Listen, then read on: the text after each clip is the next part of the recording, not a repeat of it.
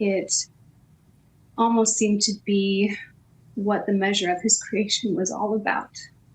Dane Partridge from Rexburg, Idaho, died in Ukraine after being put on life support following a firefight with Russians. Russians were equipped with a tank, and Dane and his team were insufficiently prepared, and they were not sufficiently protected. They themselves did not have their tanks with them.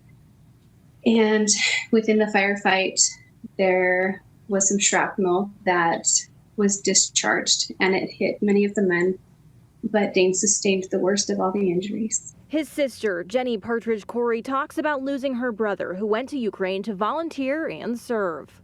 It made sense because ever since he was a little boy, he was running around in our dad's BDUs playing Army guy.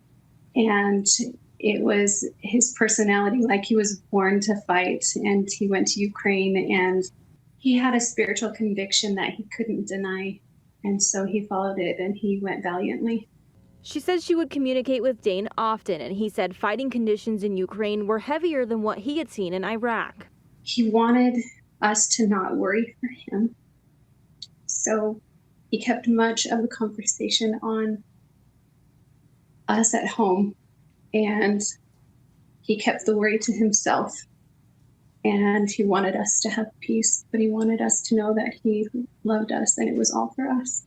And she says she will remember her brother by serving and finding a need in others that need service. That was the very same thing that he stood for. We had many conversations that he said that was the very reason that he would get up every day. He needed to always be working in the line of service, no matter what he was doing.